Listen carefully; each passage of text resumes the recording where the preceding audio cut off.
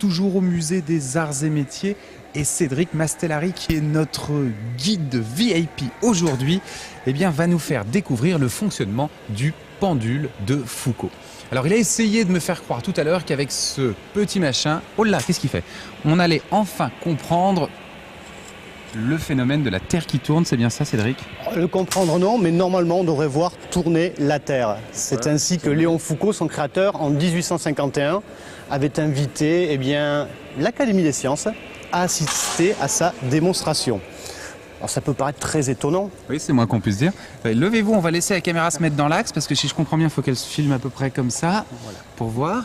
Et nous, on va se mettre en face. Allez, regardez. Par contre, rapidement. Non, ça ne tournera jamais. Voilà.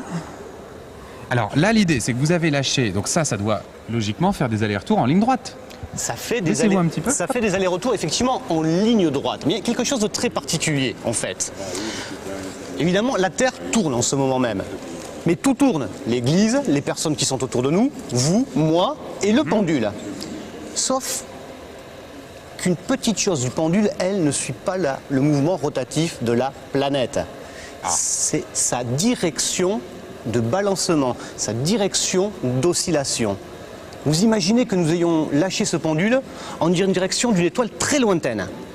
Eh bien, le temps de cette expérience, le pendule tourne en même temps que la Terre, mais sa direction d'oscillation, elle, ne va pas changer. Alors, pour essayer de le visualiser, voilà ce que nous allons faire.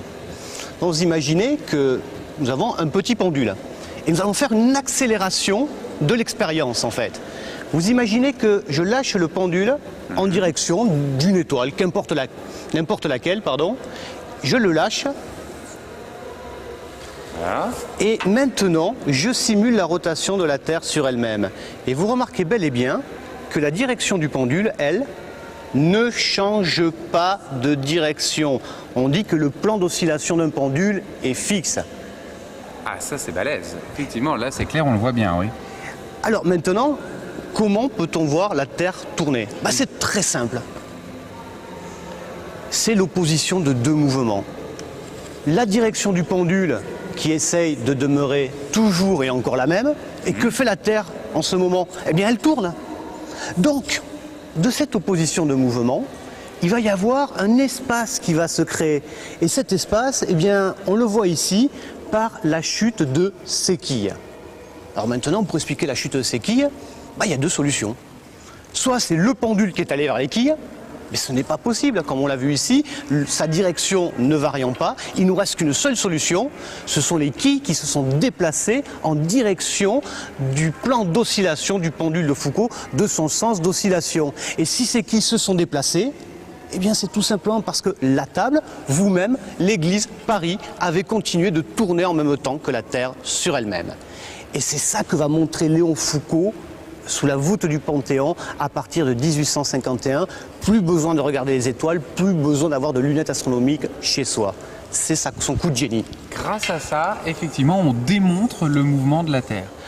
On le montre plus qu'on ne le démontre en fait. C'est une expérience qui vous permet finalement de ressentir visuellement ce mouvement rotatif.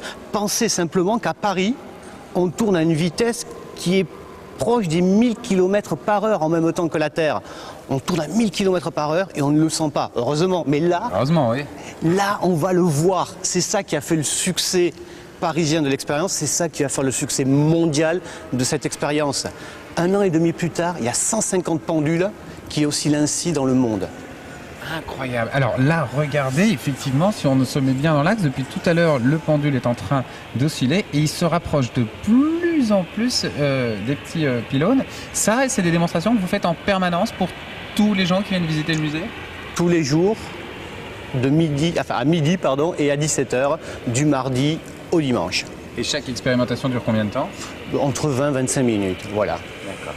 Midi et 17h, tous les jours, du mardi au dimanche. Dans quelques secondes, là, on va le voir venir frapper. Là, j'ai l'impression qu'il s'approche de plus en plus. Là, hein. Et oui, les quilles sont en train, petit à petit, de se rapprocher de la grosse aiguille du pendule. Oui, la Terre continue de tourner sur elle-même. Difficile d'admettre quand même que c'est les quilles qui bougent, enfin que c'est nous qui bougeons et pas lui quand même. Effectivement, on peut avoir une sorte d'effet d'optique.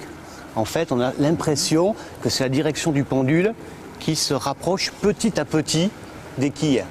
Dans ce cas-là, on peut en tirer qu'une conclusion. Alors normalement, on avait quand même calculé que dans les 5 minutes, il allait aller taper la quille. Bon, mais qu'est-ce que tu fais là? C'est la fin du plateau. Voilà. Il la frôle là, quand même. Oh, il est très très près là. Ça va pas tarder. Attention. Allez, un petit effort.